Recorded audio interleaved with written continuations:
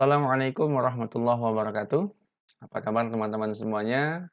Ya, lama tidak berjumpa setelah Lebaran ya.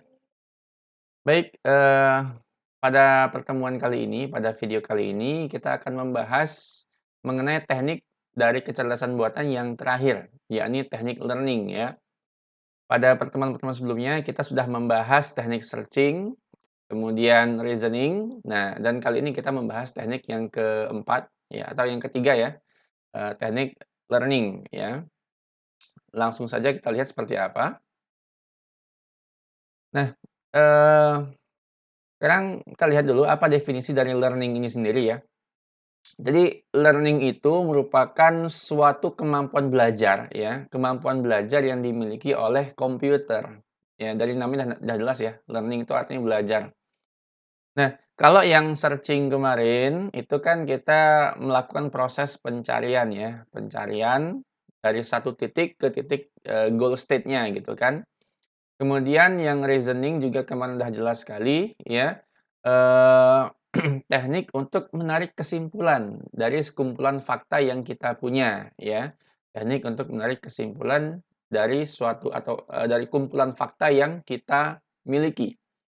Nah, di sini learning tadi ya, learning itu adalah, eee, teknik ya, teknik yang membuat komputer itu bisa mempelajari, ya, mempelajari suatu pola, ya, sehingga dia bisa mengklasifikasikan atau mengenali suatu objek, ya, berdasarkan pola yang ada pada objek tersebut, ya.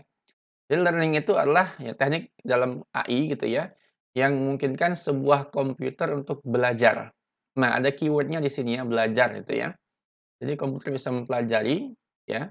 Apa yang dipelajari? Yang dipelajari adalah pola, ya.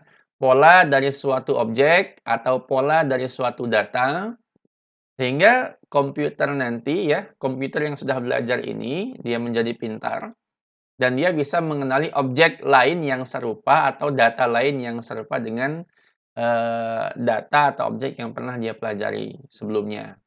Nah, itu learning ya. Teknik ya yang memungkinkan sebuah komputer bisa belajar ya, lihat nanti ya.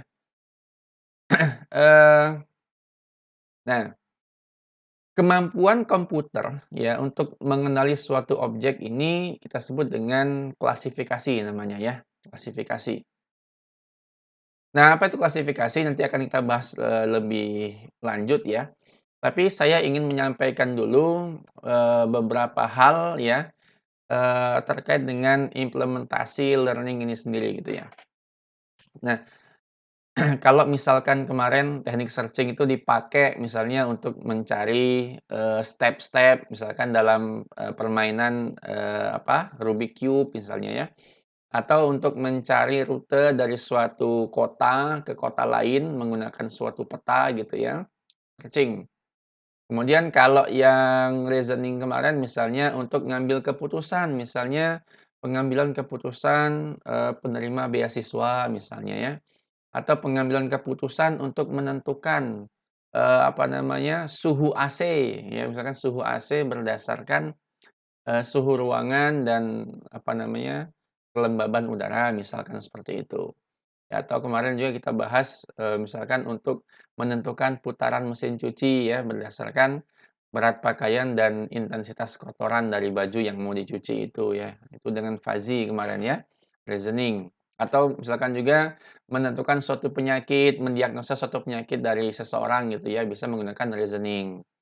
Jadi gejala-gejalanya apa, bisa kita telusuri dia sakitnya apa kira-kira. Nah itu reasoning, ya. Nah kalau learning sendiri bagaimana implementasinya? Nah, dari, eee, semua teknik dasar AI yang ada, ya, ada searching ya kan, ada searching, kemudian ada planning, ada reasoning, dan ada learning. Dari keempat ini ya, yang paling, populer saat ini dan terus berkembang saat ini itu adalah yang learning. Ya kalau searching udah bisa dikatakan ya tidak banyak perkembangan lagi, reasoning juga pun begitu ya. Reasoning juga seperti itu, tidak terlalu banyak perkembangan lagi. Nah, sekarang orang fokus ya banyak mempelajari dan banyak membahas teknik yang keempat ini ya, ataupun yang ketiga ini ya, teknik learning ya. Sehingga sekarang ada satu bidang namanya machine learning ya. Jadi ada satu bidang baru dalam AI itu namanya machine learning. Jadi membuat mesin yang bisa belajar ya, learning gitu ya. Nah, apa sih contoh-contoh, penggunaan learning sendiri? Banyak ya, banyak. Yang paling dekat dengan Anda saja misalkan, mungkin kalau yang punya handphone atau smartphone yang terbaru, zaman sekarang ini ya, itu kan biasanya handphone itu sudah dibekali dengan kemampuan fingerprint scanner gitu ya. Dia bisa membaca sidik jari penggunanya. Ya dia dia bisa menentukan, "Oh ini user saya, oh ini bukan pemilik saya," gitu ya, dia bisa tahu. Ini, fingerprint yang pemiliknya atau bukan, dia bisa tahu. Dia bisa mengenali pola sidik jarinya. Atau yang lebih advance lagi misalkan dari face recognition. Jadi tanpa harus, men-scan jari Anda, cukup arahkan handphone atau kameranya ke wajah, dalam hitungan kurang dari 1 detik dia bisa membuka kunci dari handphone Anda gitu kan atau smartphone Anda. Itu image recognition, dia bisa mengenali wajah pemiliknya, ya. Sehingga jika dia mendeteksi, mengenali, "Oh, ini wajah pemilik saya," maka dia akan buka kunci dari handphone tersebut. Nah, itu contoh yang terdekat dengan kalian ya, teknik learning. Learning-nya di mana, Pak? Nah, learning-nya di sini. Jadi, kok bisa dia mengenali sidik jari pemiliknya, kok bisa handphone itu mengenali wajah dari pemiliknya? Gimana caranya kok dia bisa mengenali itu? Karena smartphone Anda sudah belajar, sudah mengenali, sudah mempelajari pola dari wajah Anda, mengenali pola dari sidik jari pemilik handphonenya. Ya biasanya kalau Anda ini kan, ketika Anda mau mengaktifkan fitur security tadi ya, fitur face recognition atau fitur fingerprint scanner, biasanya kan di awal dia selalu minta arahkan kamera dulu kan, kalau minta face recognition ya. Dia minta, sampel wajah Anda dulu biasanya ya. Jadi Anda harus mengarahkan, handphone ke wajah dengan beberapa posisi. Yang fingerprint juga sama, biasanya dia minta scan dulu tangan Anda gitu kan, dia minta scan dulu. Nah, dari situlah dia belajar ya, proses belajarnya dari situ. Ya. Jadi data wajah, data sidik jari yang diminta di awal itu data yang dia pakai untuk belajar. Data yang dia pakai untuk belajar. Sehingga dia bisa tahu ya.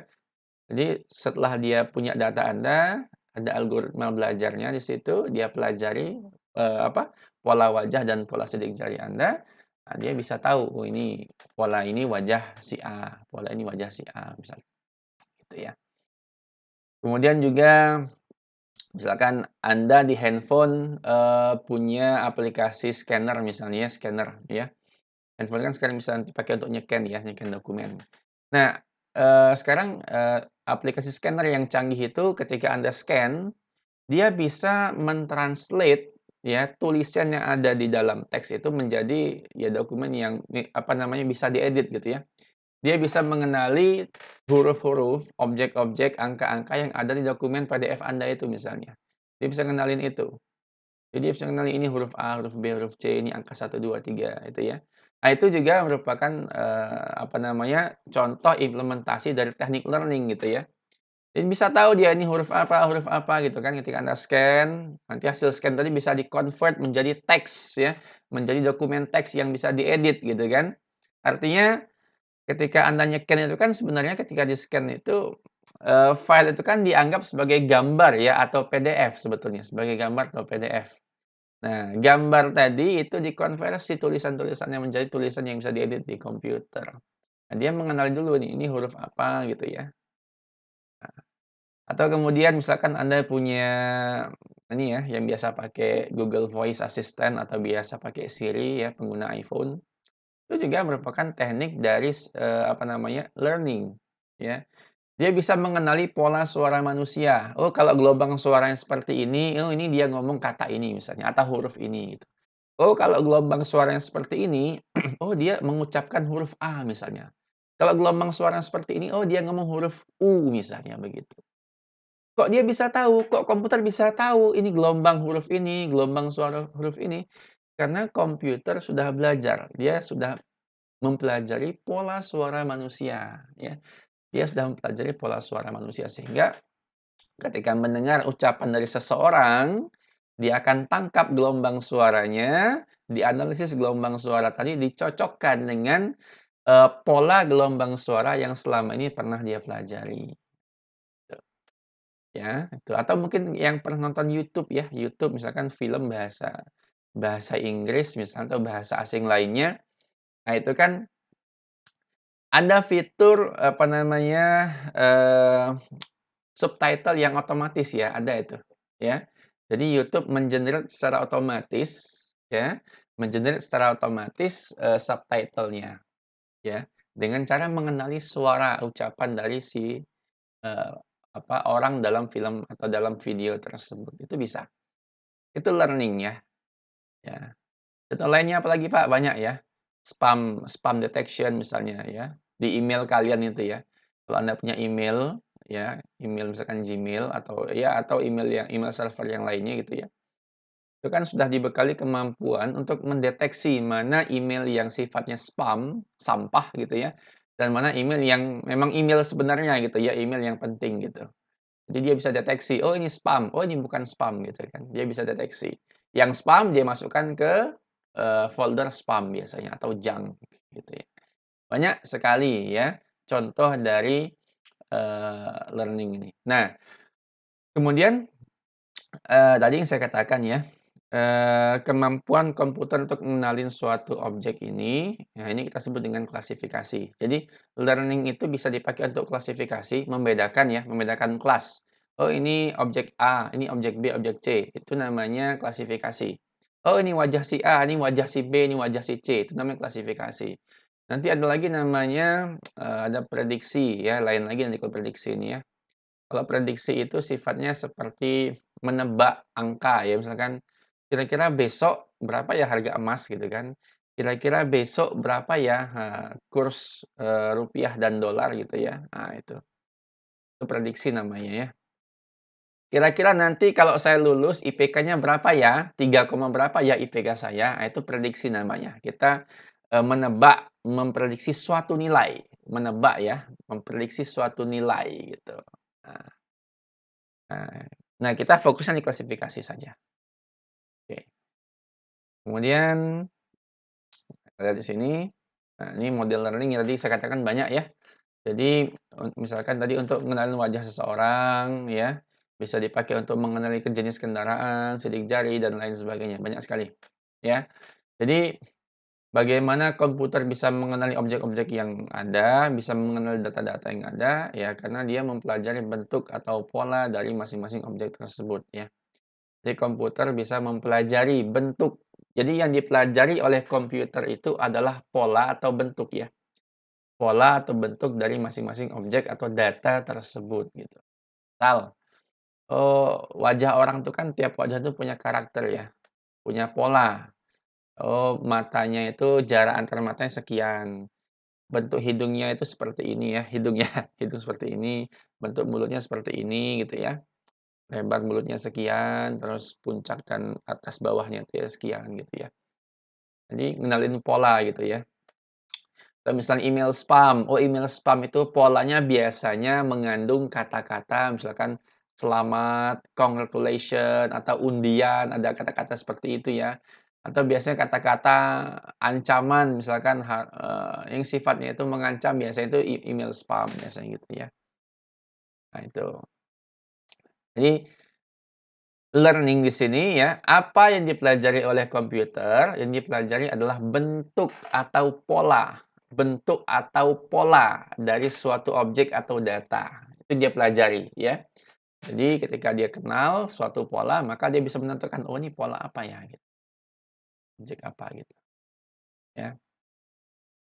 Nah, kemudian, supaya komputer itu pintar, ya, supaya dia bisa belajar, maka si komputer tadi harus kita berikan contoh-contoh sampel objek yang bisa dia pelajari dalam jumlah cukup gitu ya. Jadi tadi ya, ketika Anda punya smartphone baru ya kan, ya, Anda aktifkan fitur fingerprint scanner-nya, itu kan dia akan minta Anda beberapa kali itu ya, biasanya agak lama, diminta tangan Anda itu di-scan, posisinya gini, diubah-ubah, udah gini diganti posisi begini begini begini, ya. Jadi dia akan membaca beberapa sampel objek. Nah, sampel-sampel objek tadi itu jadi bekal dia untuk mempelajari pola gitu loh. Ya sama dengan wajah tadi juga gitu, wajah itu kan ketika Anda mau make face, apa namanya, face unlock di handphone, ya kan handphone itu kan nggak bisa cuman satu arah wajahmu gini gitu kan, nggak bisa. Dia harus minta wajahmu digerak-gerakkan gitu kan. Nah gitu.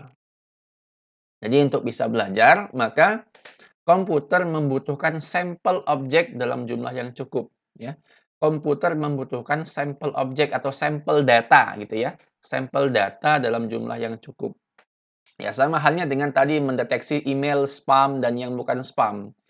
Ya supaya komputer tahu mana yang spam, mana yang bukan spam, komputernya kita berikan contoh-contoh, "Oh ini loh email yang spam, ini loh email yang bukan spam." Dikasih contoh-contoh, dia akan pelajari pola email itu ya, sehingga nanti dia bisa mempelajari, "Oh pola ini spam, oh pola seperti ini bukan spam." Gitu. Nah, kecenderungannya semakin banyak sampel objek yang kita berikan pada komputer untuk belajar gitu ya, maka cenderung akan lebih baik performa komputer dalam mengenali objek atau data yang baru gitu. Nah, ilustrasi learning seperti ini ya. Kurang lebih ilustrasi learning itu gini.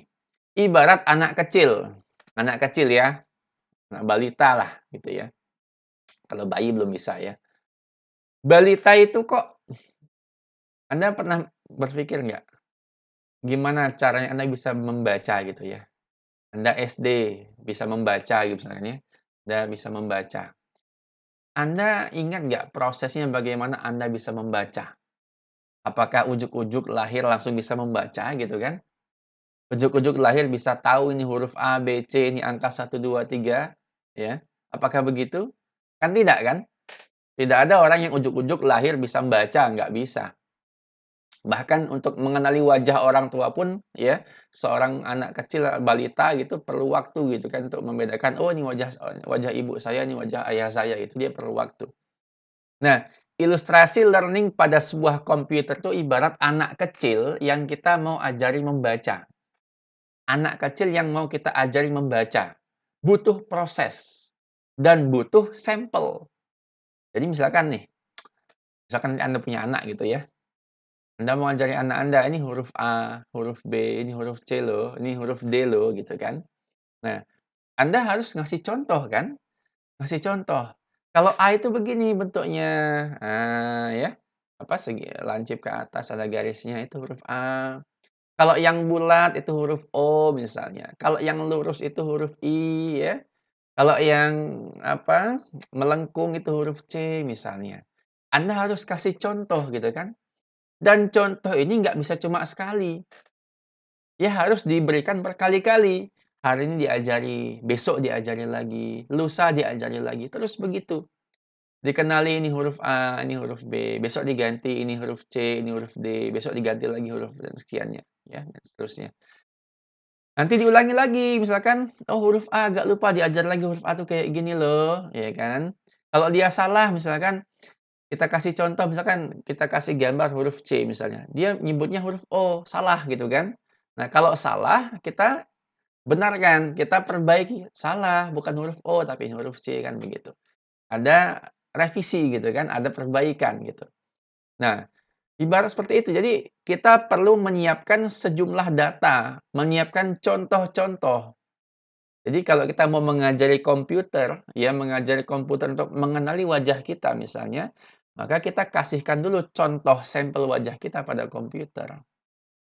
Misalkan komputer ingin dipakai untuk mendeteksi mana hoax, mana yang bukan hoax gitu kan. Ini berita hoax, ini bukan hoax gitu kan.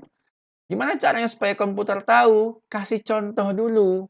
Kasih komputer contoh-contoh, sampel-sampel data. Oh, ini yang hoax.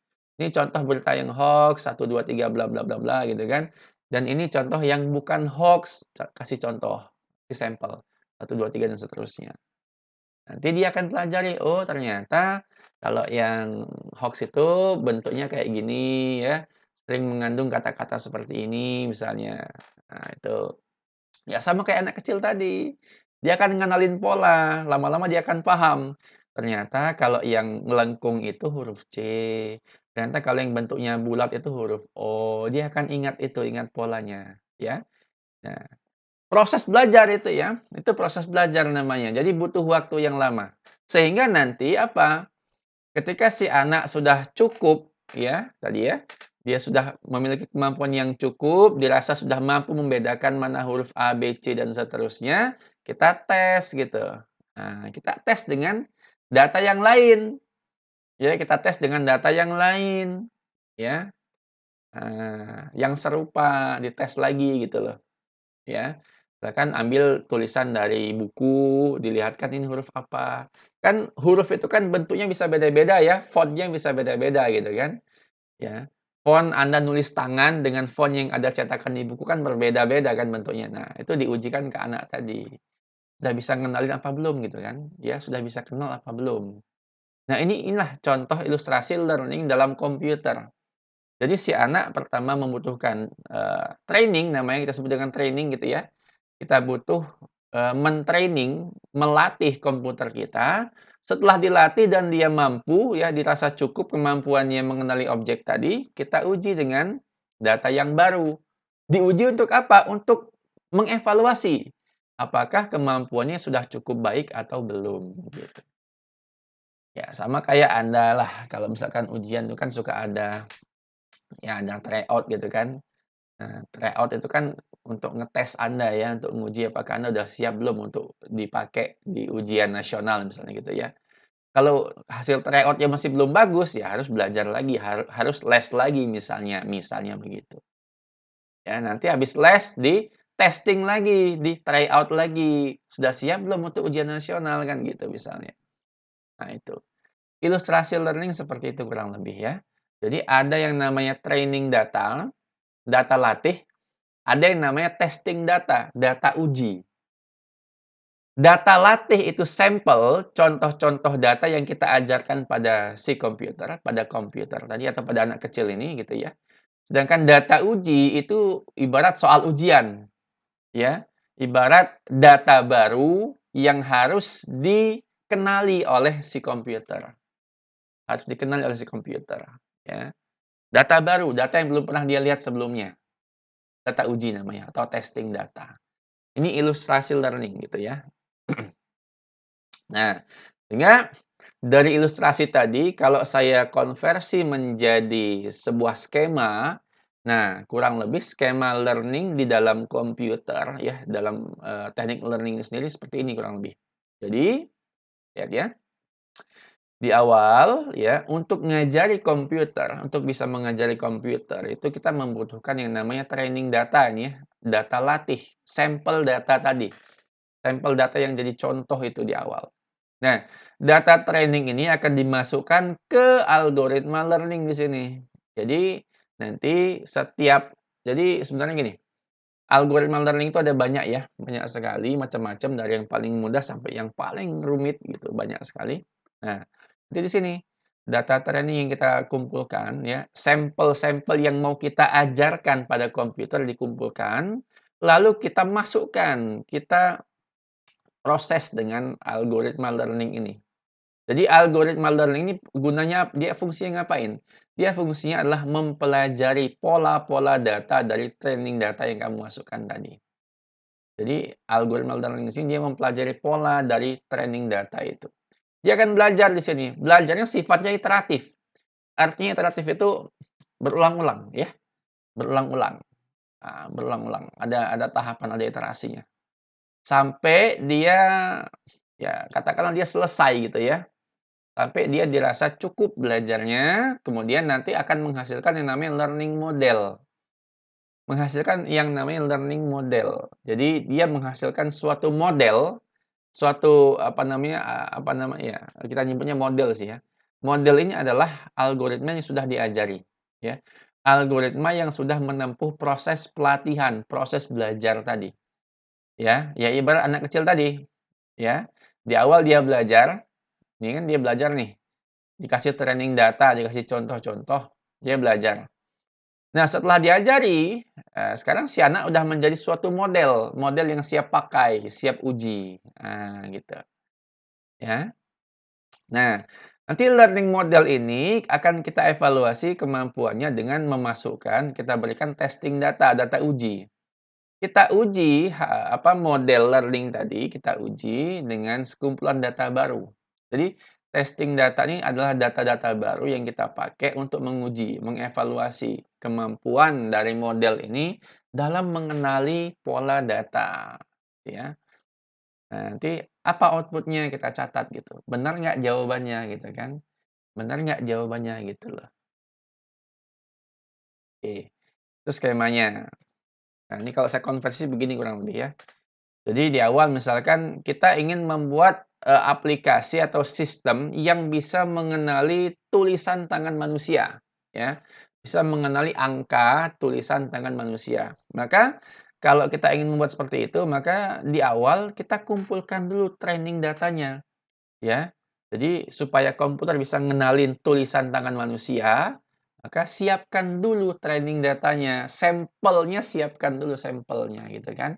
Ini loh sampelnya saya punya nih, dari angka 0 sampai angka 9. Ini tulisan tangan ini diambil dari tulisan tangan berbagai orang, macam-macam orang. Satu orang ya diminta nulis 0 sampai 9. Nanti orang lain lagi nulis sama 0 sampai 9 dan seterusnya.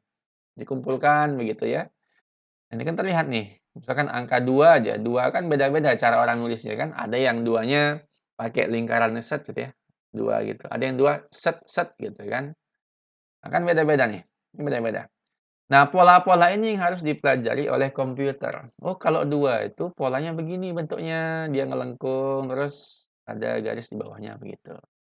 Kalau 5 itu begini, dia akan pelajari polanya itu, ya. Itu training data. Jadi kita siapkan dulu sampel data yang di awal. Nah, sampel data ini dimasukkan ke algoritma learning. Misalkan di sini, algoritma learning yang dipakai misalkan artificial neural networks misalnya. Dia akan pelajari di sini. Jadi pola training data ini akan dia pelajari dalam sini, di algoritma ini dipelajari di sini. Setelah dia belajar dan dirasa cukup, iterasi iterasi belajarnya cukup, maka nanti dia akan menghasilkan suatu model jaringan. Nih. Nah, model ini bentuknya beda-beda ya. Model learning ini bentuknya berbeda-beda tergantung algoritma learning yang kita pakai. Kalau ini artificial neural networks, bentuknya networks, jaringan, ya seperti jaringan syaraf gitu ya. Maka bentuknya jaringan seperti ini jaringan ya kan.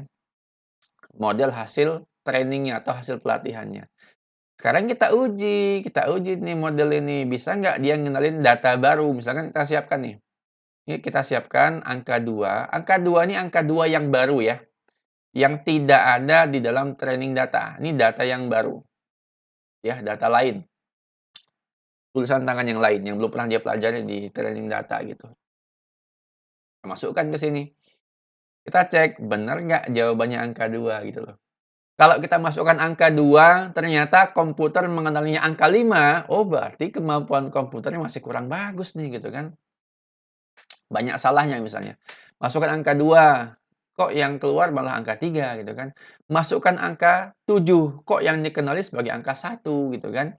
Masukkan angka 8 kok dikenali sebagai angka 0. Ah, kalau misalkan kita masukkan berbagai macam testing data, ya kita tes dengan berbagai macam data baru, ternyata dari sekian banyak itu komputer banyak salahnya gitu loh. Artinya apa? Artinya learning prosesnya masih kurang bagus, kurang optimal. Terus gimana ya kalau kurang optimal? Di-training lagi, di-learning lagi, gitu caranya, ya. Jadi biasanya testing data juga banyak biasanya. Jadi kita siapkan misalkan kita siapkan testing datanya ada 100 misalnya. Nah, 100 itu ada angka 0 sampai 9. Dari 100 data baru tadi kita masukkan ke model, dicek dari 100 tadi berapa yang jawabannya benar gitu loh, berapa yang jawabannya benar gitu. Misalkan dari 100 yang benar adalah 80, oke udah lumayan bagus berarti ya. 80% bagus jawabannya, benar jawabannya gitu kan. Tapi misalkan dari 100 data baru, data testing, dari 100 itu ternyata yang berhasil dikenali dengan baik, dengan tepat oleh komputer hanya 30-nya saja. Jadi dari 100 yang benar 30, yang salah 70. Berarti komputer Anda atau mesin Anda masih belum mampu mengenali pola data dengan baik. Berarti harus di-training ulang, dilatih ulang. Ya mungkin iterasinya harus ditambah atau ada parameter yang harus diubah. Itu ilustrasi dan skema learning itu ya dalam komputer. Mudah-mudahan sampai sini Anda bisa memahaminya. Jadi, komputer bisa belajar, ya. Komputer bisa belajar. Belajar dari mana? Dari data yang sudah ada. Dari data ya, dia bisa belajar dari data, ya. Contoh dari sini, ya, kalau Anda ingin membuat komputer bisa mengenali tulisan tangan manusia, maka siapkan sampel datanya. Siapkan sampel data tulisan tangan manusia sebanyak mungkin, ya.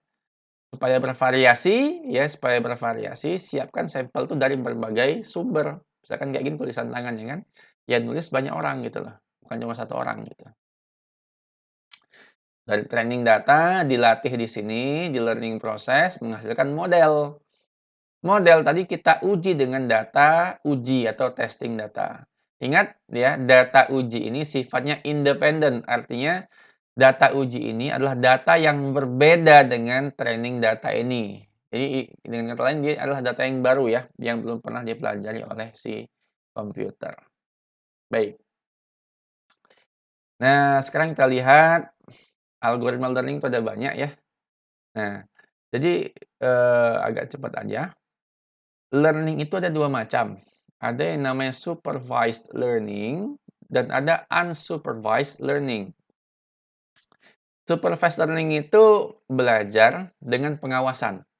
Kalau unsupervised itu belajar tanpa pengawasan. Gampangnya gini, supervised itu belajar ada gurunya. Ada gurunya. Jadi kalau salah, ada yang memperbaiki kesalahan kita.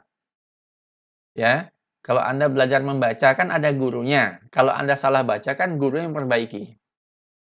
Ya, itu supervised learning. Jadi ibaratnya belajar ada gurunya. Jadi ada yang mengawasi, ada yang memperbaiki kalau kita salah gitu loh.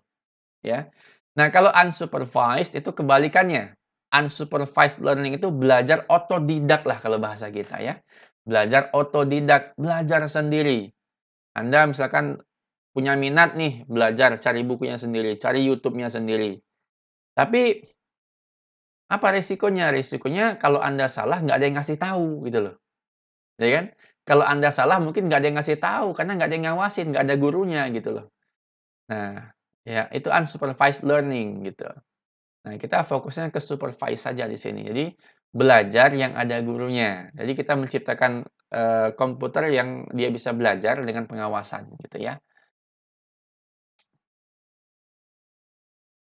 Nah, tadi ya, apa itu supervised learning? Jadi, supervised learning itu teknik belajar terbimbing atau terawasi. Jadi, belajar melalui contoh dan ada gurunya, ya. Nah, di sini contohnya, apa namanya, contoh dari supervised learning itu kayak tadi face recognition ya, mengenali wajah orang, ya.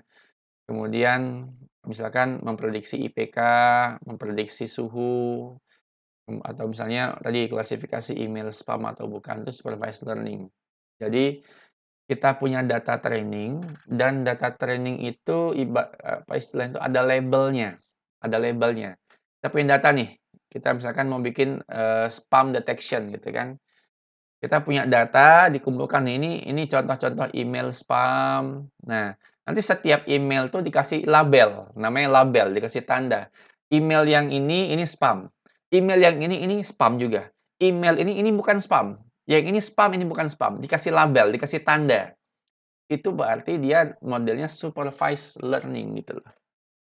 Atau kayak tadi, oh ini angka 0, ini angka 1, ini angka dikasih label, kasih keterangan, ya. Itu namanya supervised learning. Jadi ketika komputer salah dalam mengklasifikasi, maka bisa diperbaiki.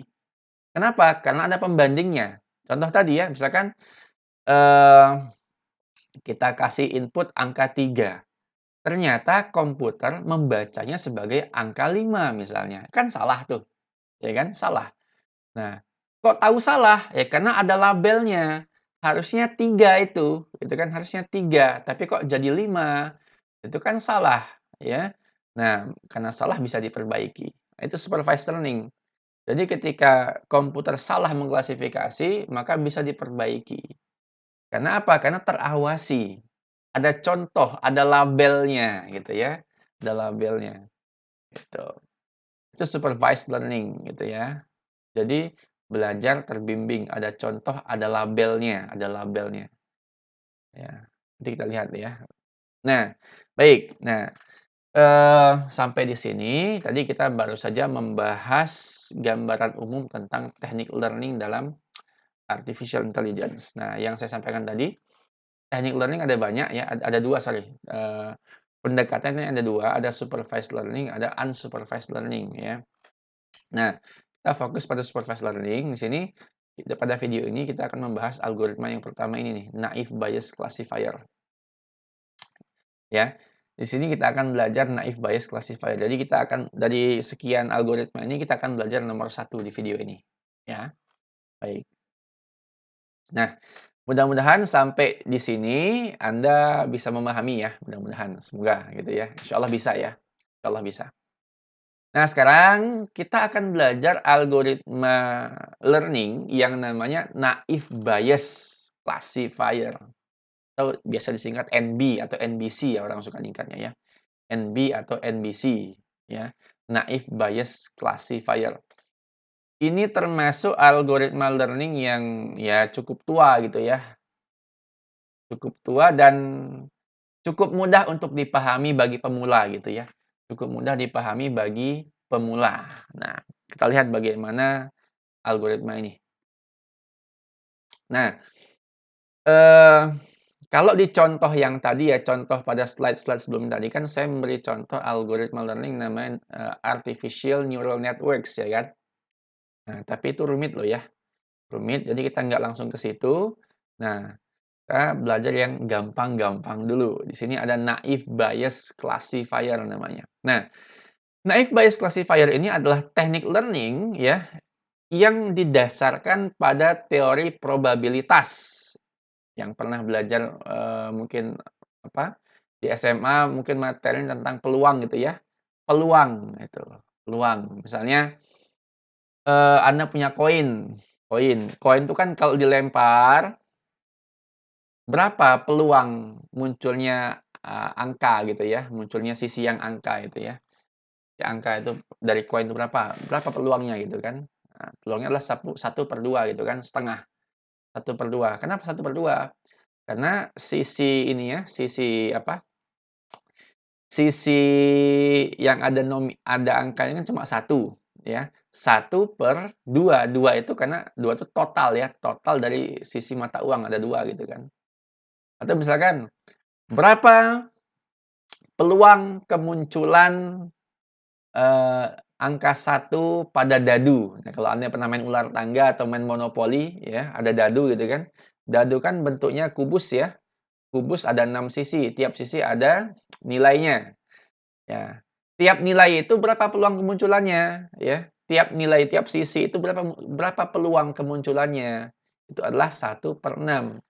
Dari mana tahu 1/6? Ya, sisinya 1, kemunculan sisinya misalkan sisi angka 1 misalnya kan 1. 1 dibagi total sisi ada berapa? Ada 6. 1/6. Kalau peluang kemunculan dadu angka 5 berapa? Sama, 1/6. Sisi 5-nya kan cuma 1, ya kan? Sisi 5 cuma 1, 1 dibagi 6. 6 itu total sisi dari si dadu itu. Itu teori probabilitas gitu ya, teori peluang gitu, teori peluang, ya. Eee, ya saya nggak banyak bahas teori peluangnya di sini ya, nanti ada mata kuliah sendiri biasanya, ya. Statistika dan probabilitas biasanya itu. Eee, nah di sini tadi ya, karena NBC ini merupakan salah satu teknik, teknik learning, khususnya klasifikasi ya, khususnya klasifikasi, maka naive Bayes ini bisa kita pakai, untuk mengklasifikasikan data yang kita punya, ya. Kita lihat contoh aja, lihat contoh ya. Nah misal di sini, misal, saya mau membuat sistem yang dapat mengklasifikasikan apakah seorang mahasiswa itu direkomendasikan mengambil minat studi intelligent system atau web dan mobile, ya. Jadi kalau di UTY itu kan mahasiswa yang semester 2 atau semester 3 saya lupa ya, 2 atau 3 itu, nanti diminta untuk memilih minat studi, ya. Jadi, minat studi ini supaya mahasiswa itu fokus belajarnya gitu ya. Jadi diminta memilih minat gitu ya, sama kayak SMA itu kan, SMA itu kalau Anda SMA kan diminta diminta milih, Anda mau masuk IPA atau IPS ya kan. Ya, dilihat dari nilainya gitu kan, lihat dari nilainya gitu. Atau yang SMK, SMK-nya mau masuk bidang apa gitu, ya, mesin kah ya, atau, perangkat lunak kah, atau jaringan kah gitu kan, ya, atau yang lainnya gitu. Nah, jadi di sini kita membuat sistem yang dapat mengklasifikasikan apakah seorang mahasiswa itu dapat direkomendasikan ke minat intelligent system atau web dan mobile, ya. Maka supaya komputer ini bisa mengklasifikasikan, oh kalau mahasiswa nilainya segini, ini masuknya ke intelligent system. Oh kalau mahasiswa itu nilainya tuh kayak gini, nilai kuliahnya begini begini begini gitu, oh ini cocoknya masuk ke web dan mobile gitu ya. Gambarnya seperti itu. Nah, supaya komputer bisa mengklasifikasikan itu, maka komputer kita harus siapkan dulu data trainingnya gitu ya. Nah, data trainingnya itu apa? Berupa data history. Nah, berupa data history dari nilai kuliah mahasiswa yang telah mengambil peminatan gitu ya. Sehingga nanti, eee, komputer nanti bisa mengklasifikasikan data-data baru yang diberikan gitu kan ya. Nah, sekarang lihat. Nah, misalkan ya, karena tadi kita ingin membuat sistem yang bisa mengklasifikasikan, oh mahasiswa ini cocoknya ngambil intelligent system. Oh mahasiswa ini cocoknya ngambil web dan mobile misalnya gitu ya. Nah, supaya komputer bisa mengklasifikasikan seperti itu, kita harus latih dulu komputernya ya. Ingat skema learning tadi ya. Di awal kita butuh data training atau data latih ya. Nah, data latih di sini merupakan data history yang sudah ada. Jadi, data history yang pernah ada kita kumpulkan, nah itu kita masukkan ke komputer nanti. Ini misalkan penentuan minat studi itu didasarkan pada 4 mata kuliah nih, pada nilai dari 4 mata kuliah ini. Algoritma pemrograman, struktur data, sistem cerdas, dan rekayasa web. Nah, nanti di sini kan ada nilainya nih. Ya, kalau B, oh nanti masuknya ke intelligent system. Kalau nilainya C, ya, struktur datanya B, sistem cerdasnya C, rekayasa webnya B, ya, C, B, C, B, oh nanti ini cocoknya masuknya web dan mobile, misalnya seperti itu, ya. Nah, data ini kita kumpulkan, kita jadikan data latih. Kita akan latihkan pada komputer, ya, training data ini. Nah, sekarang kita udah punya data latihnya. Nah, ingat tadi skemanya ya. Nah, ingat ya. Kalau sudah punya data latih, maka data latih tadi kita masukkan, kita proses di dalam algoritma learning ini, kita proseskan. Nah, karena kita menggunakan, naive Bayes classifier, maka, proses learning-nya nanti itu menggunakan kaidah probabilitas, kaidah atau teori dari probabilitas, ya. Ini. Sekarang kita masuk ke learning process. Nah, lihat bagaimana proses learning dari naive Bayes classifier. Ingat ya, setiap algoritma itu punya metode learning masing-masing. Nah, sekarang di sini proses learning-nya di awal pada naive Bayes ya, kita ambil dulu nih. Oh, sorry saya lupa tadi ya. Ini, kolom yang terakhir ini ya, kolom yang terakhir ini yang rekomendasi minat studi yang menjadi target fokus kita gitu ya. Ini kita sebut sebagai label atau target namanya. Ini label atau target. Label atau target itu apa? Label atau target itu adalah, kelas atau ini ya, kolom atau kelas yang ingin, yang ingin kita pisahkan gitu ya. Kan dalam hal ini kan kita, ingin menentukan apakah seseorang tuh masuk ke intelligent system atau masuk ke web mobile gitu kan. Nah, maka di sini kita buat suatu label, ini labelnya gitu kan. Nah, ini label label namanya. Nah, label ini nanti menjadi patokan, jadi rujukan nanti ini, ya. Ini label namanya, targetnya di sini. Ya, kelasnya, kelasnya. Di sini kelasnya ada 2, yakni intelligent system dan web dan mobile gitu ya. Dua kelas di sini ya, intelligent system dan web dan mobile. Ini kelas atau label namanya ya. Nah, di awal kita ambil kolom label dulu. Kita ambil kolom labelnya ya. Nah, kita lihat di sini. Yang intelligent system itu warnanya kuning, yang web mobile itu warnanya hijau. Nah, tahap training atau tahap learning pertama adalah menghitung probabilitas kemunculan dari masing-masing kelas, masing-masing minat studi. Di sini lihat ya.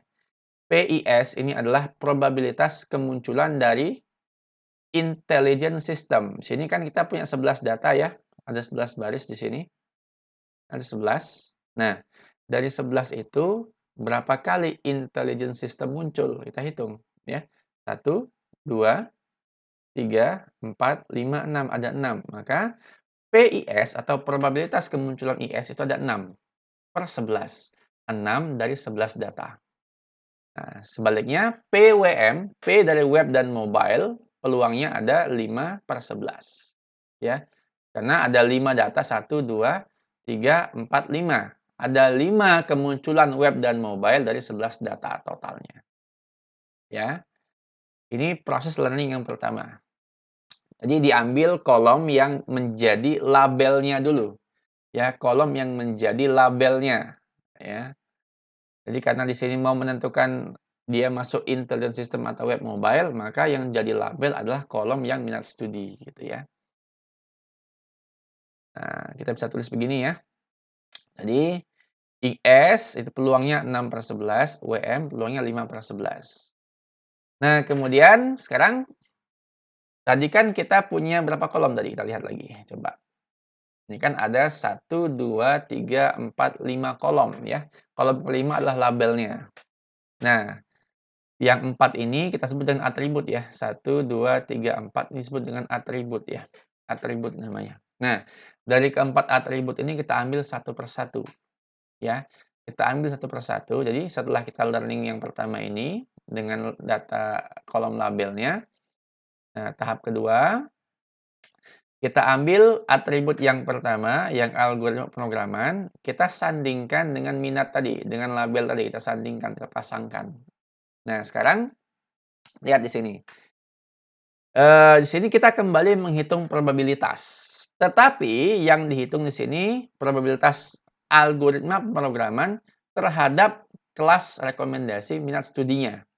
Jadi, kalau sebelumnya kita hanya menghitung peluang kemunculan minat studinya, nah sekarang ya kita hitung peluang ya apa namanya, peluang dari masing-masing nilai di algoritma pemrograman ini ya terhadap minat studinya.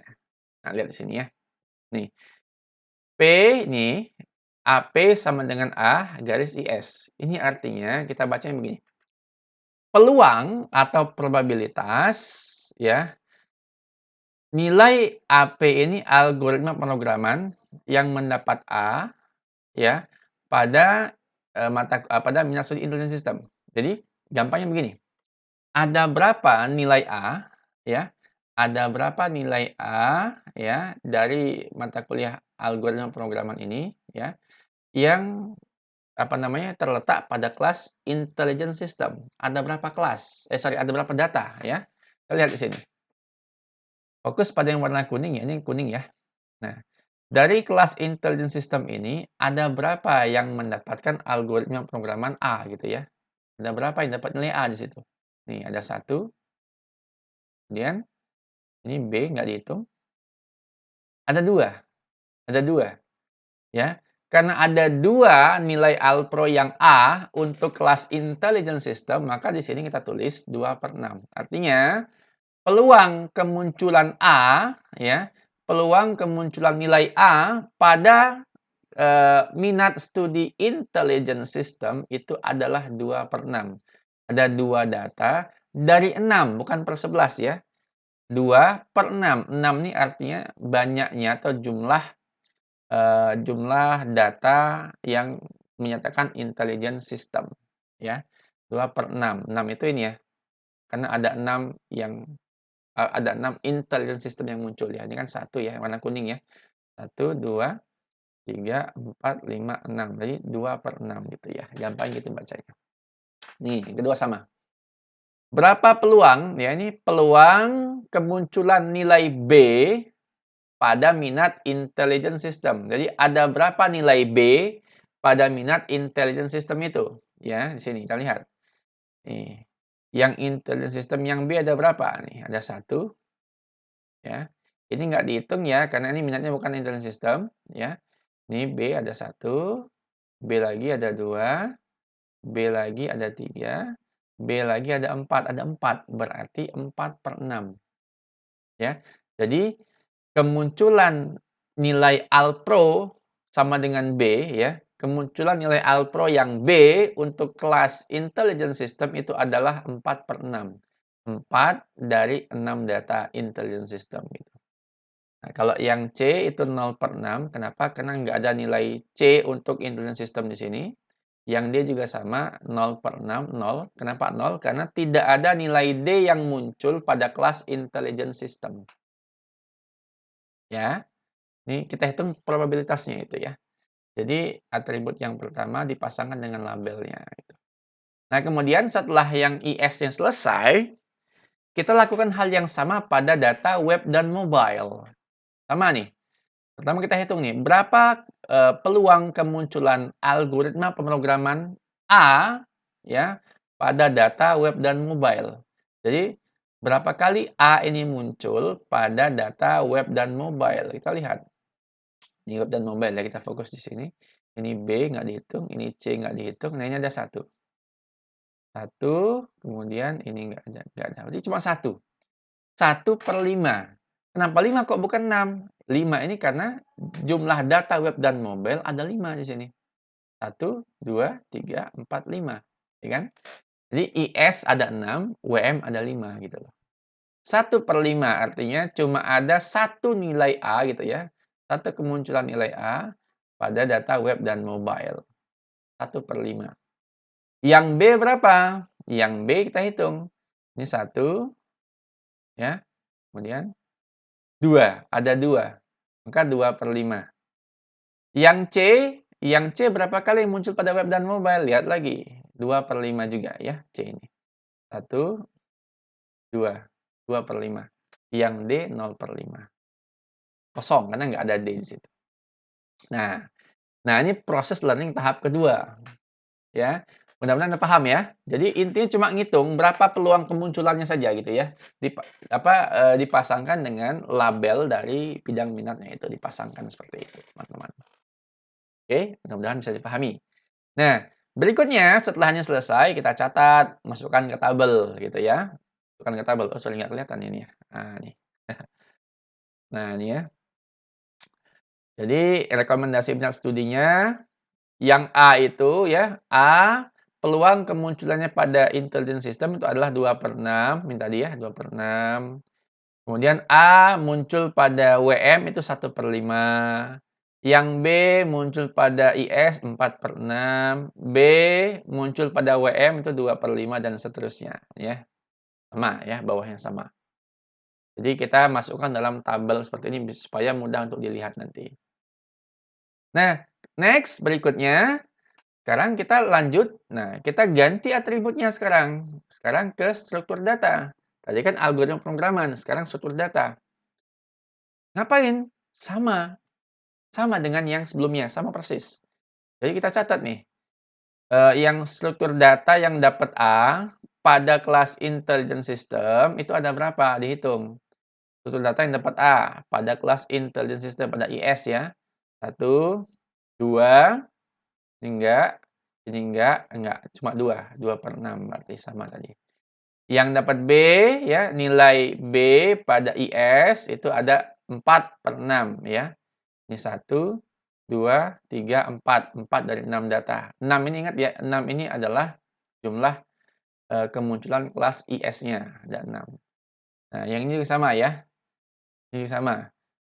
Ini pada WM, web dan mobile ya. Kalau yang biru ini pada intelligent system, kalau yang WM ini web dan mobile. Nih yang ini ya, misalkan yang ini. A ini ya, berapa peluang kemunculan A ya pada kelas web mobile? Ada 2/5 ya. Nih, 1, 2, ada 2 dari 5 data web dan mobile. Itu cara bacanya. Saya kira gampang. Ke bawahnya sama nih. Kemudian kita simpan dalam, apa namanya, tabel ini biar gampang nanti untuk telusuri. Ya, nih, struktur data yang A pada IS itu muncul 2/6 nih ya, 6. A pada WM munculnya 2/5. B pada IS 4/6, B pada WM 1/5, C 0/6 pada IS, C pada WM 1/5 dan seterusnya. Ya, ada yang 0 ya, ada yang 0 nih. Nah, next berikutnya sama, sistem cerdas. Sama nih, ya. Caranya sama ngitungnya dengan yang tadi. Persis sama, ya. Masukkan ke tabelnya gitu ya. Lihat nih, banyak yang 0 ya, untuk C dan D-nya banyak yang 0 datanya nih, kita lihat. Nah, rekayasa web juga sama, cuma persis cara ngitungnya ya. Nanti ini slide-nya saya share juga, jadi Anda bisa baca juga nanti ya. Sama persis nih. Oke. Nah, sekarang lihat. Sampai sini ya, Alpro sudah dicek, kemudian struktur data sudah dicek juga, sistem cerdas sudah dicek, rekayasa web sudah dicek juga. Nah, sekarang semua atribut sudah kita learning-kan, sudah kita pelajari, peluang kemunculannya, ya. Maka sekarang lihat. Nah nah di sini oh ya, di sini jadi setelah semuanya tadi ya, setelah semua atribut kita hitung probabilitasnya ya, dari Alpro, struktur data, sistem cerdas, dan tadi apa, rekayasa web. Setelah semuanya kita hitung probabilitasnya ya, nah kita masuk ke step berikutnya yang namanya Laplacian correction. Apa itu, Pak? Nah, Laplacian correction ini kita memperbaiki peluang yang kita catat tadi. Kita memperbaiki peluang kemunculan dari data yang kita hitung tadi ya.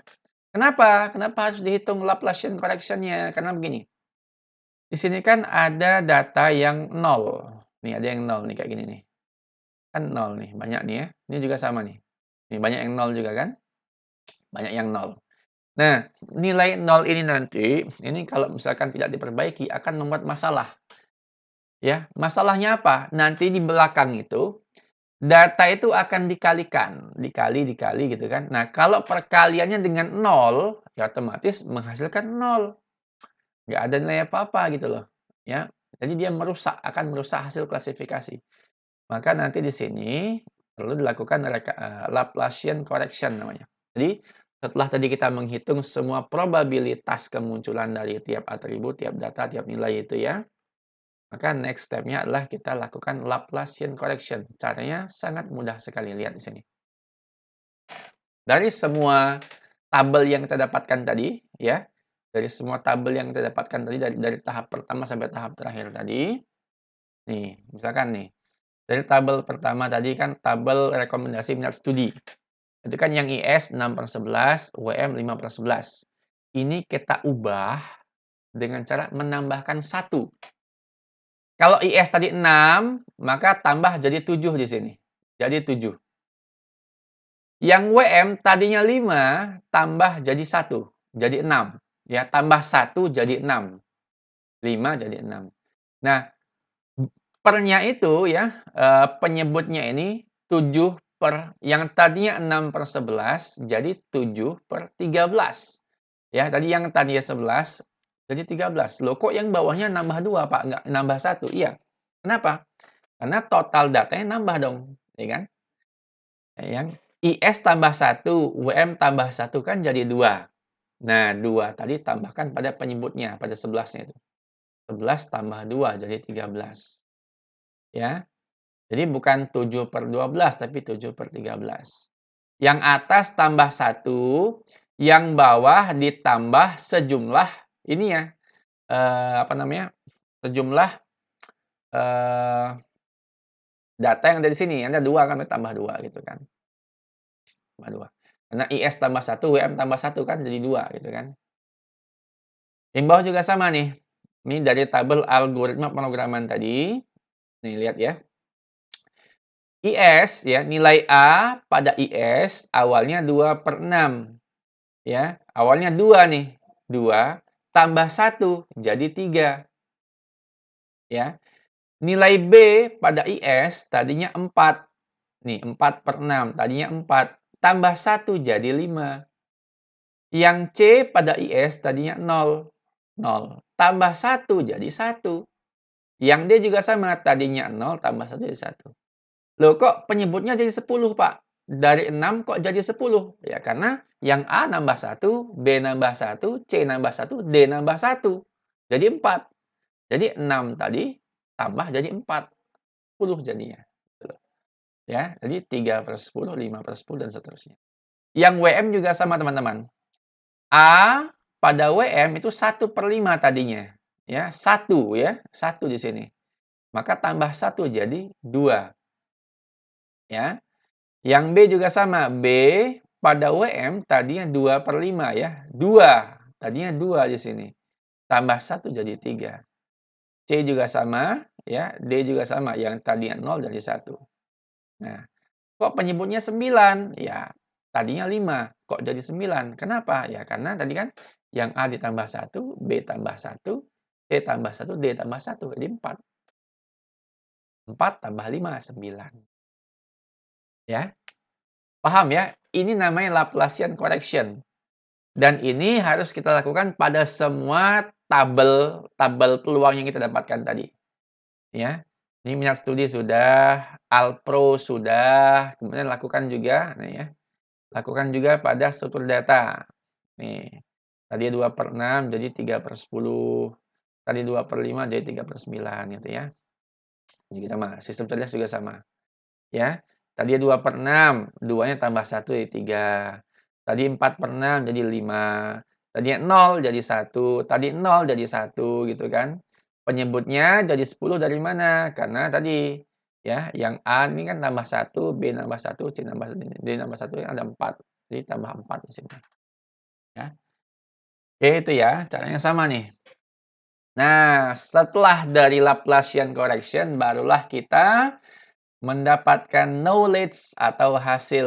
Oh, ini rekayasa webnya juga ketinggalan ya. Jadi semua semua tabel peluang tadi, tabel probabilitasnya kita kita ini ya, kita perbaiki dengan Laplacian correction.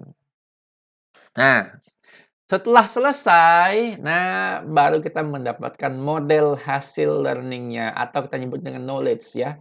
Jadi knowledge ini disebut juga dengan model hasil training ya, model hasil pelatihan tadi. Nah, sehingga di sini kita sudah tidak memiliki data yang nol, karena data yang nol itu akan merusak nantinya, ya. Nah, jadi minimal 1 sekarang datanya, nggak ada yang nol lagi gitu, ya. Ini hasil akhir, ini hasil akhir dari proses pelatihan tadi, hasil akhirnya ini, ya. Kita nyebutnya sebagai knowledge atau model learning atau learning model tadi ya, knowledge atau learning model di sini. Nah, ini hasil akhirnya. Nanti knowledge ini bisa kita pakai untuk mengklasifikasikan data yang baru. Kita lihat nih. Lihat tadi ya, nih. Training udah apa tadi, sudah di-training di sini, kemudian sudah di-training hasilnya ini, learning model. Nah, setelah punya learning model, kita harus tes. Dites dulu learning model udah bagus apa belum nih kira-kira, dites. Cara ngetesnya bagaimana? Nah, lihat ya. Nih ya, udah sampai sini, kita tes. Cara ngetesnya bagaimana? Nah, cara ngetesnya, kita siapkan data data yang lain lagi, teman-teman, ya. Jadi kalau tadi di awal kita punya data latih atau data training, ya, dari mahasiswa 1 sampai 11. Nah, sekarang kita nyiapkan data baru lagi. Data baru ini biasanya lebih sedikit daripada data data latih biasanya. Nah, ini data baru nih, data baru juga nih. Data baru ini, data uji ini ya, Data ujinya adalah data yang berbeda. Data yang berbeda dari data latih sebelumnya. Berbeda, ya. Nah, sekarang kita akan tes kemampuan klasifikasi dari model naive Bayes yang baru saja kita dapatkan itu. Udah bagus belum akurasinya gitu ya. Kita lihat. Cara ngujinya bagaimana? Lihat ya. Ini kan kita punya 1, 2, 3, 4, 5. Ada 5 data uji. 5 data uji. Data uji ini dia punya label juga. Dia punya label. Ya. Fungsinya label di sini nanti untuk apa? Label di sini fungsinya untuk membandingkan output dari komputer dengan label yang ada di sini. Benar nggak jawaban komputernya? Sama nggak dengan label yang ada di data uji ini? Ya, nih. Cara ngujinya begini, kita ambil satu persatu ya. Ambil data pertama. Nih. Nah, lihat. Cara nguji teman-teman lihat di sini ya. Nah, kita mau cek kira-kira mahasiswa 12 ini dia akan masuk ke Intelligent System atau web dan mobile. Dia akan masuk yang mana? Akankah masuk ke IS atau masuk ke WM? Cara ngetesnya gimana? Nah, maka di sini kita hitung. PMHS 12 untuk IS. Jadi, berapa peluang mahasiswa 12 ini masuk ke IS? Berapa peluangnya? Kita hitung ya. Peluangnya adalah ini. Lihat di sini. Nilainya kan dia Alpro-nya C, struktur datanya B, sistem cerdasnya B, rekayasa webnya A. Nilai ini tadi kita hitung peluangnya. Peluang kemunculan ini berapa? Lihat nih. Sini PMHS 12 IS itu sama dengan P adalah peluang kemunculan Alpro-nya C pada IS dikali peluang kemunculan nilai B dari struktur datanya di IS ada berapa gitu ya, dikali peluang kemunculan nilai SC sama dengan B pada IS, dikali peluang rekayasa webnya A dari IS, dikali peluang IS-nya. Anda mungkin pusing lihat ini kan, ya. Gampangnya begini deh, gampangnya gini nih, P, ya apa, P ini AP sama dengan C dari IS, ini artinya berapa peluang kemunculan nilai C untuk kuliah Alpro ya, berapa nilai C untuk Alpro pada IS tadi. Kita akan balik ke sini tadi nanti. Kita akan merujuk ke sini. Nah, Alpro yang C, nih, Alpro yang C pada IS itu 1/10. Nah, nanti 1/10 ini kita ambil untuk masuk ke yang formula tadi. Lihat ya. Nah, nih teman-teman, ya. Jadi, berapa kemunculan C pada IS? Alpro C pada IS muncul berapa kali? Kemudian, berapa peluang kemunculan struktur data B pada IS berapa kali? Terus kemudian, berapa peluang kemunculan nilai SC, sistem cerdasnya B pada IS, dikali ini berapa peluang kemunculan rekayasa web A pada IS, dikali dengan peluang IS-nya. Nah, itu sama dengan begini. 1/10 ini dapat dari mana? Dari tabel tadi, Dek. 1/10 ini artinya peluang kemunculan C, ya, kuliah Alpro C pada IS. Itu 1/10 tadi. 5/10 dari mana? 5/10 ini adalah peluang ini, kemunculan struktur data B pada IS. Kita lihat lagi, ya.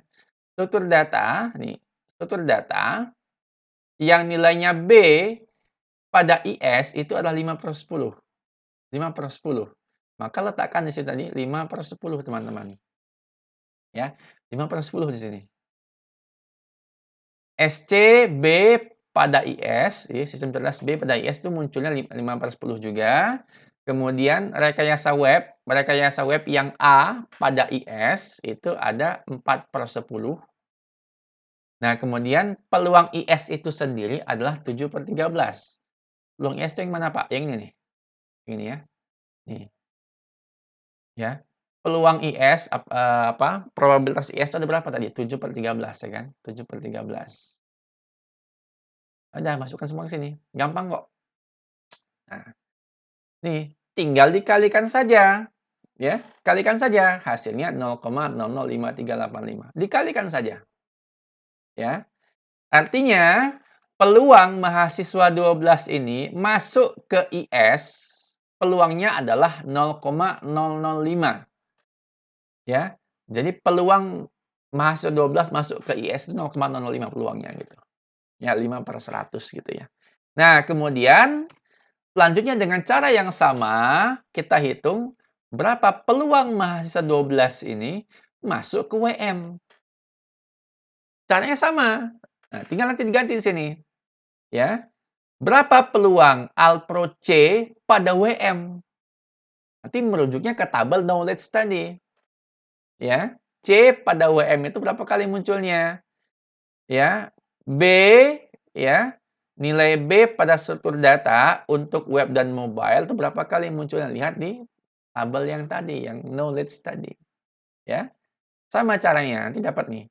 Yang ini ya, nilai C pada Alpro itu 3/9, nilai B pada struktur data untuk web dan mobile ya, itu 2/9, nilai B untuk web mobile itu ada 1/9 dan seterusnya ya.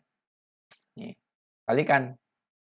Nah, sekarang lihat, ternyata peluang mahasiswa 12 ini masuk ke web mobile, peluangnya adalah 0,000844. Peluangnya lebih kecil daripada yang atas. Berarti apa kesimpulannya? Artinya, mahasiswa yang pertama, yang 12 ini, karena nilai peluang IS-nya lebih besar, maka nanti dia oleh naif bias digolongkan masuk ke IS. Jadi, mahasiswa pertama ini, dia digolongkan oleh naif bias masuk ke IS. Kenapa? Karena peluang ini nilainya lebih besar daripada nilai yang bawah ini. Lebih besar dia di sini.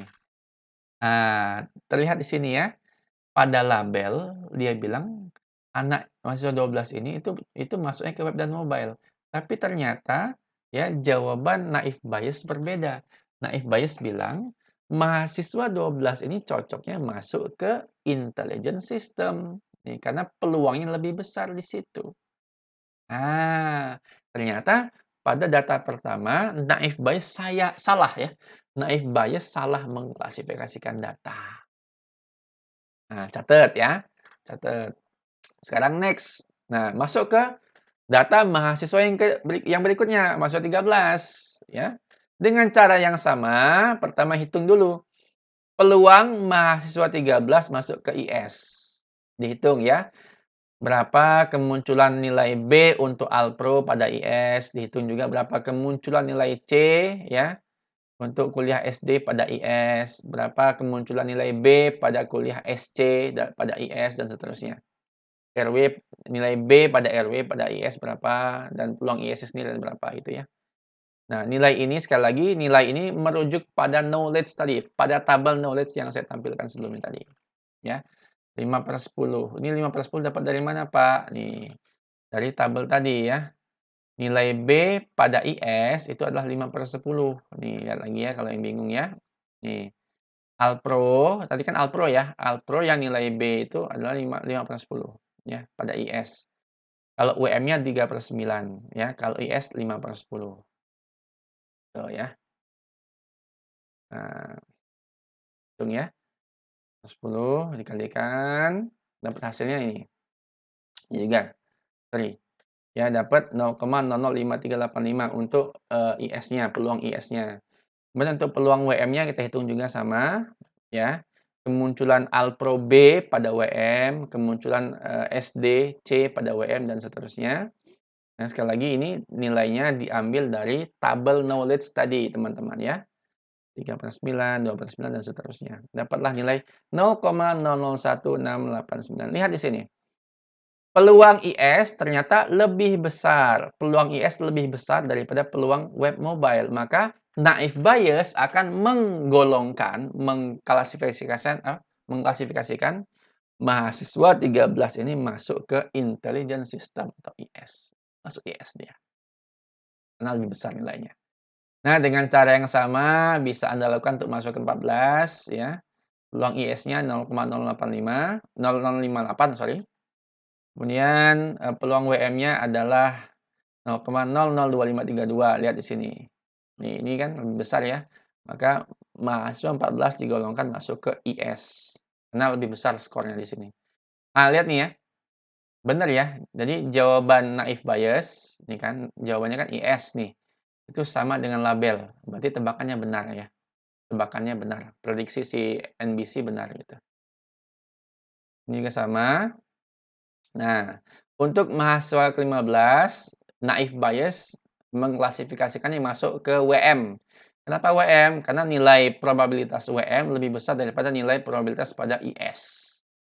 Nih, jawaban naif bias sama dengan label yang ada. Ya, hal yang sama juga pada mahasiswa ke-16 teman-teman ya, digolongkan masuk ke web dan mobile. Sama dengan jawaban yang ada di label. Nah, sudah. Semua data uji udah kita hitung, udah kita evaluasi, sekarang kita hitung akurasinya teman-teman, akurasinya. Lihat nih, dari kelima mahasiswa tadi, kita bandingkan antara label, ya, label pada data uji tadi, dengan hasil prediksi atau hasil klasifikasi naif bias tadi, kita bandingkan. Data pada label itu mengatakan mahasiswa 12 itu ada di web dan mobile. Tapi ternyata naif bias bilang dia masuknya intelligent system. Berarti salah nih. Kenapa salah? Karena output naif bias berbeda dengan labelnya. Salah nebak berarti. Naif bias salah nebak. Maka ini kita hitung salah. Sedangkan 4 yang lainnya itu benar semua karena jawaban naif bias sama dengan data yang ada di label, sama. Maka akurasinya bisa kita hitung dengan cara jumlah benar dibagi jumlah data uji kali 100. 4 dibagi 5, karena ada 5 data uji, kali 100, 80%. Cukup baik hasilnya. Nah, Pak, bagaimana caranya supaya bisa meningkatkan akurasi pengujiannya, Pak? Caranya kalau di sini salah satunya adalah dengan cara menambah data latihnya, ya. Dengan cara menambah data latih itu bisa meningkatkan akurasi data ujinya, ya, menambah data latih. Salah satunya itu, ya. Kalau nanti di algoritma learning yang lain bisa nambah data latih, bisa juga mengatur nilai parameter nanti itu. Tapi kalau di naif bias parameternya nggak ada gitu, ya. Nah ini, selesai sampai sini hasil pengujiannya, gitu ya. Kalau dirasa sudah bagus, akurasi sudah mencukupi, nanti naif bias-nya bisa kita pakai untuk memprediksi data-data baru yang lainnya, gitu ya. Nah, ini tambahan. Nih, bagaimana kalau misalkan data dari tabel itu sifatnya numerik bukan kategorikal? Lihat ya. Kalau Anda lihat data yang di awal tadi, itu kan data nilainya kan A, B, C, D. A, B, C, D itu kan kategorikal ya. Kategorikal. Kategorik ya kan, bukan numerik. Kalau ini numerik ya. Ini numerik. Nah, kalau dia sifatnya numerik begini, itu akan sulit bagi NBC ya, untuk melakukan klasifikasi atau melakukan pelatihan, akan lebih sulit. Meskipun ada rumus tertentu yang bisa dipakai, tapi di sini saya akan mengajarkan begini saja. Jadi, kalau datamu itu numerik, kamu bisa mengkonversi datamu itu ke dalam rentang-rentang nilai yang sifatnya kategorikal.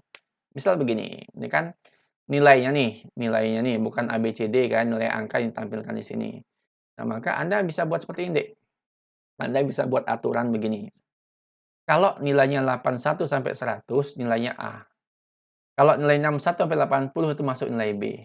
Ya, C, D, dan E, dan seterusnya gitu. Ya, tapi kalau E kan kita nggak pakai ya, E itu kan artinya nggak lulus kan, kita nggak pakai di sini.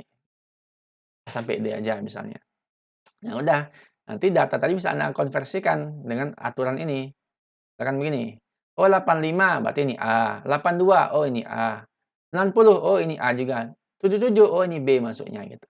Diganti gitu, dikonversi gitu, itu bisa seperti itu. Ya, bisa seperti itu teman-teman. Nah, oke good, baik. Nah, terakhir ya ini ada tugas untuk kalian, ya ini lengkapnya ada di e-learning nanti ya, silakan dicek e-learning nanti.